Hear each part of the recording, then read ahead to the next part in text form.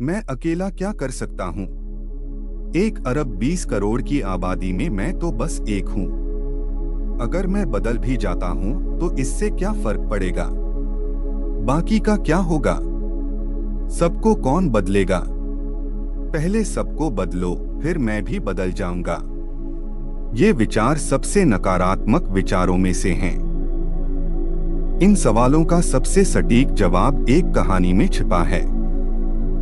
यह हमें बताती है कि एक अकेला आदमी क्या हासिल कर सकता है। प्राचीन समय की बात है। एक समुद्र के किनारे एक गुरु अपना आश्रम बनाकर रहा करते थे।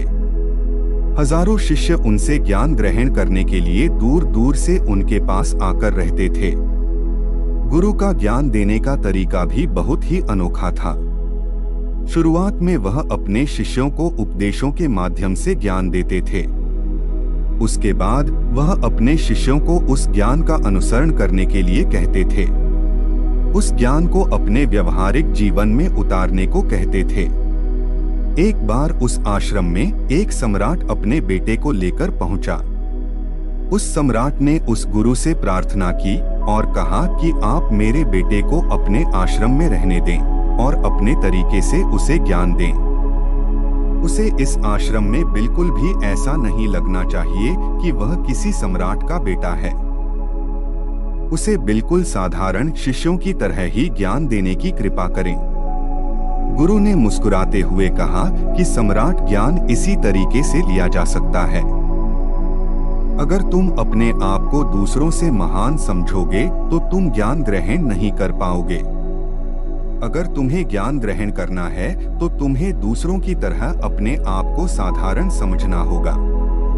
यही ज्ञान ग्रहण करने की सबसे पहली सीढ़ी होती है। तुम निश्चिंत रहो, आज से तुम्हारे बेटे की जिम्मेदारी मेरे कंधों पर है।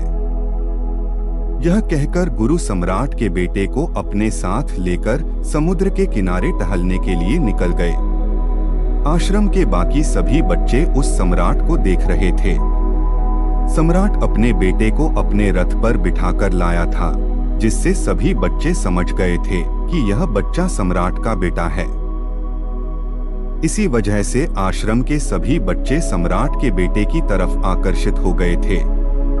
जब गुरु सम्राट के बेटे को लेकर समुद्र पर टहल रहे थे तो सम्राट का बेटा अचानक फूट फूट कर रोने लगा, क्योंकि अभी वह सिर्फ 12 वर्ष का था और 12 वर्ष की आयु में उसके पिता उसे अपने से दूर करके चले गए थे।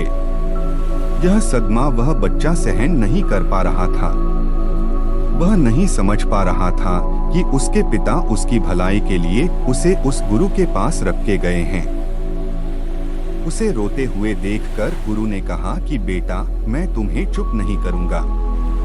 हो सकता है कि आज मैं तुम्हारे आंसू पोंछ दूं, लेकिन कल तुम फिर अपने आप को अकेला पाओगे। याद रखना, जीवन में इंसान अकेला आता है और अकेला ही जाता है। जितनी जल्दी जो इंसान इस बात को समझ लेता है, वह उतनी जल्दी आत्मज्ञान के रास्ते पर निकल जाता है। गुरु ने अपनी बात आगे बढ़ाते हुए कहा कि जो इंसान अकेला रहना सीख लेता है, वही खुद से प्यार कर पाता है। और जो खुद से प्यार करना जानता है, वह किसी के भी जाने का अफसोस नहीं करता, क्योंकि वह खुद से ही प्यार करता है। धीरे धीरे तुम आश्रम के माहौल में ढल जाओगे। शुरुआत में तुम्हें समस्या आ सकता है। तब संध्या हो चली थी। समुद्र के दूसरे छोर पर सूरज छिपने लगा था और अपनी लालिमा पूरे आसमान में बिखेर रहा था।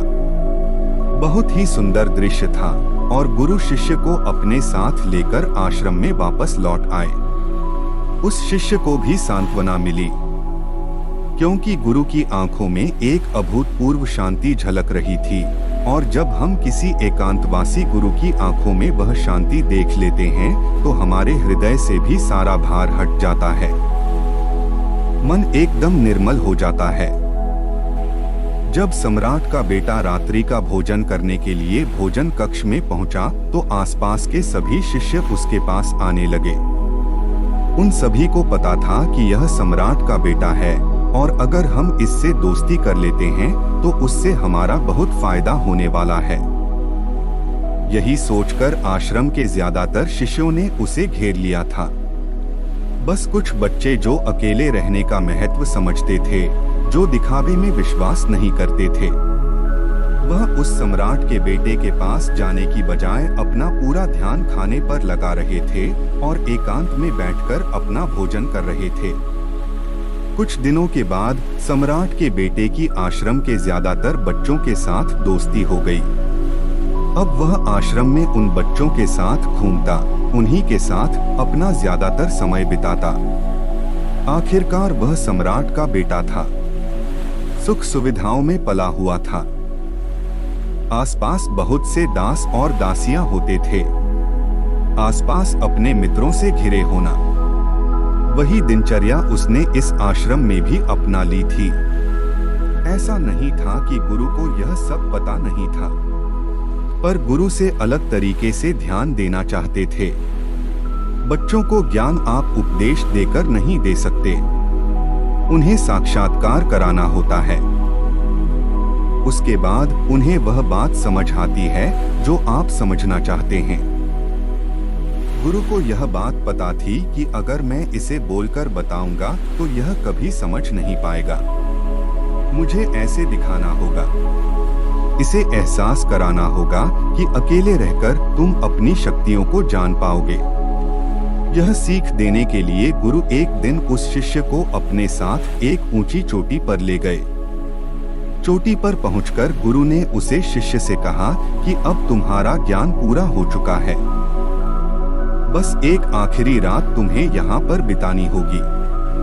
उसके बाद अगले दिन शाम को मैं तुम्हारे राजमहल में तुमको पहुंचा दूंगा।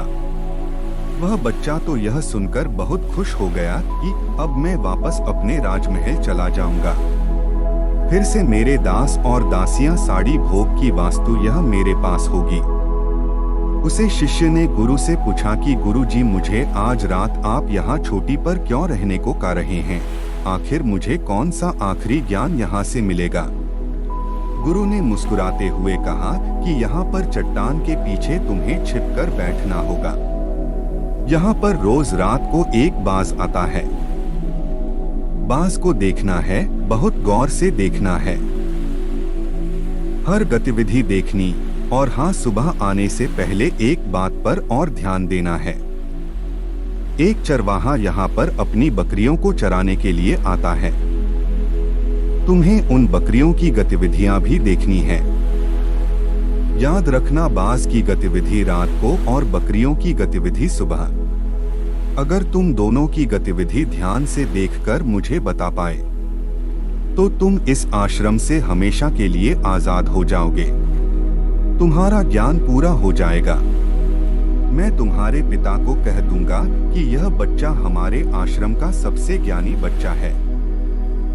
यह कहकर गुरु अपने आश्रम में वापस लौट आए और वह बच्चा वहीं पर उस चट्टान के पीछे रुका हुआ उस बाज का इंतजार करने लगा। काफी वक्त बीत जाने के बाद वहां पर एक बाज अपने बच्चों के साथ पहुंच। सम्राट के बेटे ने पूरी रात उस बाज की गतिविधि बहुत ध्यानपूर्वक देखी और सुबह होने के बाद जब चरवाहा वहां पर अपनी बकरियों को लेकर पहुंचा तो उसने एक अभूतपूर्व दृश्य देखा।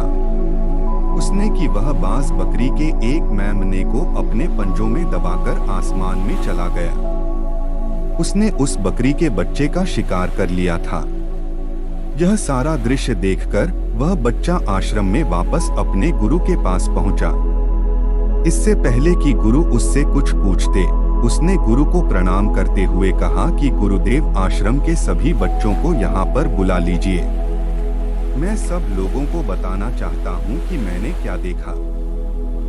जब आश्रम के सभी बच्चे वहाँ पर पहुँच गए तो उस सम्राट के बेटे ने कहना शुरू किया कि मैंने अपने जीवन में बहुत से पक्षियों को देखा है, लेकिन बाज उन सभी पक्षियों में से सबसे अद्भुत और सबसे अलग होता है। उदाहरण के लिए एक तोता हम सभी ने देखा है। तोता बोलता तो बहुत है, लेकिन कभी ऊंचा आसमान में नहीं जा पाता, लेकिन एक बाज जो कि हर समय शांत रहता है, वह आकाश को भी छू सकता है। उसमें आकाश को छू लेने का सामर्थ्य होता है। जब भी एक बाज अपने शिकार को निश्चित कर लेता है तो वह उसी शिकार पर अपनी नजरें लगाए रहता है, चाहे वह कितनी भी ऊंचाई पर क्यों ना हो, चाहे कितना भी खतरनाक तूफान क्यों ना आ जाए, लेकिन उसकी नजर हमेशा अपने लक्ष्य पर स्थिर रहती है। आज सुबह जिस बाज को मैंने देखा, उसने हर बकरी को अपना शिकार नहीं बनाया, बल्कि उस बकरी के झुंड में से उसने उस बकरी के बच्चे को अपना शिकार बनाया। पहली बात, उस बाज की तरह हमें भी अपना ध्यान अपने एक ही लक्ष्य पर स्थिर रखना चाहिए, चाहे कितनी भी रुकावट क्यों ना आए। हमें अपना लक्ष्य स्पष्ट दिखाई देना चाहिए, पर पूरी एकाग्रता के साथ ध्यान देना चाहिए। तीसरी बात जो मैंने उस बात से सीखी और जो हम सभी को सीखनी चाहिए वह यह है कि बाज कभी भी दूसरे पक्षी के साथ नहीं रहता, वह हमेशा आकाश में अकेला रहता है। इससे हमें यह सीख लेनी चाहिए कि हमें कभी भी छोटी सोच वाले लोगों के साथ नहीं रहना चाहिए। आखिरकार हम भी वही बन जाते हैं जिनके साथ हम रहते हैं। इसीलिए या तो महान सोच वालों के साथ रहो या फिर अकेले, क्योंकि जब हम अकेले रहते हैं तभी हम खुद की ताकत और खुद की कमजोरियों को जान पाते हैं। कमजोरियों को जानकर उनको दूर कर सकते हैं और अपनी ताकत को जानकर उसका सही इस्तेमाल कर सकते हैं। लेकिन वह तभी संभव होगा जब हम अकेले रहना सीखेंगे। चौथी सीख जो हमें एक बार से लेनी चाहिए कि एक बार हमेशा अपनी सीमाओं से ऊपर रहता है।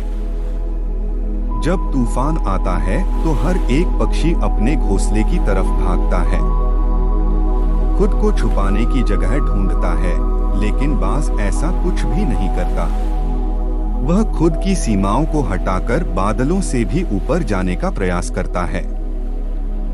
हवाएं उसे धक्का मारती है, पंख उसके भारी हो जाते हैं, पानी और धूल की वजह से कुछ दिखाई नहीं देता, लेकिन वह फिर भी आसमान की तरफ जाता रहता है और अंततः बादलों से भी ऊपर निकल जाता है। और वहां तब तक ऊपर जाता रहता है जब तक मौसम ठीक नहीं हो जाता। अपनी सीमाओं को सिर्फ इसलिए हटा पाता है क्योंकि वह समस्या के आने पर उससे घबराता नहीं है, उसे डरकर बचने का प्रयास नहीं करता, बल्कि एक सकारात्मक नजरिए के साथ उसका सामना करता है। जीवन में चाहे कितनी भी रुकावटें क्यों ना आए, हमें उन रुकावटों को हराना चाहिए, ना कि उनसे डरकर कहीं छुपकर बैठना चाहिए। बहादुर तो वह लोग होते हैं जो तूफानों से टकरा जाते हैं। कायर तो अपने घर में, अपने घोंसले में, अपनी जगह में आराम से बैठ जाते हैं। पांचवी बात जो हमें एक बात से सीखनी चाहिए कि बाज कभी भी अपने घोंसले में घास के कोमल तिनके नहीं रखता। जो तिनके कोमल होते जाते हैं वह उन्हें निकालकर फेंकता रहता है। उसी तरह चाहे कितनी भी आरामदायक जिंदगी आपको मिली हो, लेकिन उस आराम से ऊपर उठकर अपने आलस्य को हटाकर जीवन में मेहनत करते रहना चाहिए। जीवन में पसीना बहाना चाहिए, शारीरिक मेहनत करनी चाहिए। अपने घोंसले से कोमल तिनके उठाकर फेंक दो और आज ही अपने आलस्य को हटाकर निकलो। हर दिन अपने आप को चुनौतियां दो, हर दिन मुश्किलों का सामना करो, क्योंकि वही मुश्किलें तुम्हें मजबूत बनाएंगी। जंगल के राजा शेर को भी झुंड बनाकर शिकार करते हुए देखा जा सकता है, लेकिन बाज हमेशा अकेला शिकार करता है, क्योंकि वह जानता है कि झुंड में रहना हौसला तो देती है मगर साहस छीन लेती है। आदमी को हमेशा अकेले ही आगे जाना होता है।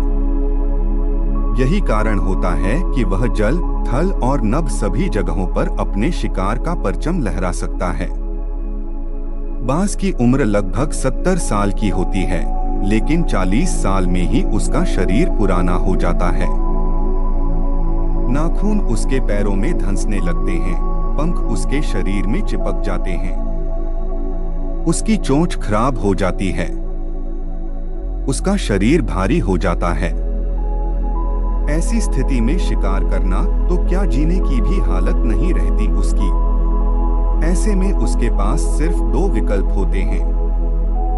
पहला, या तो वह खुद की इस अवस्था को स्वीकार कर ले और भूखा प्यासा मर जाए, किसी दूसरे जानवर का शिकार बन जाए, और दूसरा विकल्प यह होता है कि वह 6 महीने एक बहुत ही दर्दनाक प्रक्रिया से गुजरे और खुद को फिर से पहले जैसा मजबूत बना ले।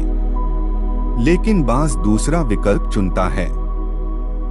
इसके लिए वह खुद को एक बहुत ही ऊंचे चोटी पर ले जाता है, जहां वह पहले अपने सारे पंख खींच कर निकालता है और फिर चट्टान पर पैर मार कर अपने पंजे को उतार देता है। उसके बाद उसी चट्टान पर अपनी कोंच को पटक कर पुराना हिस्सा निकाल देता है और इस लहूलुहान अवस्था में खुद को दूसरे जानवरों से छुपाता फिरता है। अगले 6 महीने तक वह इसी दर्दनाक भीम से गुजरता है और इंतजार करता है नए चोंच नए पंखों का। तब फिर वह अपनी नई जिंदगी शुरू करता है और निकल जाता है अपने शिकार पर और अगले 30 सालों तक फिर से राज करता है। इसीलिए समय आने पर हमें भी अपनी पुरानी आदतों को त्यागना होता है और कुछ नया सीखना होता है। समय के साथ बदलना होता है, अपने आप को तैयार करना है, वरना हमारा भी शिकार हो सकता है, हम भी पीछे रह सकते हैं। इसके बाद सम्राट के बेटे ने बकरी की विशेषता बताते हुए कहा कि बकरी हमेशा झुंड में चलती है। उन्हें झुंड में एक साथ चलने से हिम्मत मिलती है, लेकिन जैसे ही उन पर शिकार होता है वैसे ही वह बकरियां तितर-बितर हो जाती। उस पूरी बकरियों में से एक भी बकरी अपने साथी की मदद करने के लिए वापस नहीं लौटती। इससे हमें यह सीख मिलती है कि हमारे साथ कितने भी लोग हो, किसी पर भी यकीन नहीं करना। यकीन करना तो खुद पर करना, क्योंकि बुरा समय आने पर वह बकरी तितर-बितर हो जाएगी, आपको पता ही नहीं चल पाएगा। गुरु को प्रणाम करते हुए सम्राट के बेटे ने अपने गुरु से कहा कि गुरुदेव, अगर मुझसे कोई सीख रह गई हो तो कृपया करके आप बताने की कृपा करें।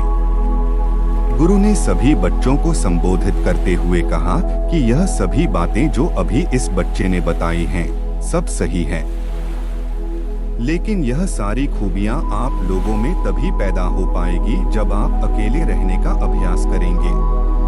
आपने देखा होगा कि बाज कभी भी किसी दूसरे पक्षी के साथ नहीं रहता, ना ही किसी के साथ अपनी दोस्ती बनाता।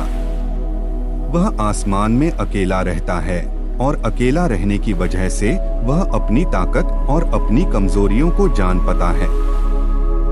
इसके बाद गुरु ने अपनी बात खत्म करते हुए कहा कि मैं आज रात इस सम्राट के बेटे को इसके राजमहल में पहुंचाने के लिए जा रहा हूं, क्योंकि इसकी सीख यहाँ पर पूरी हो गई है।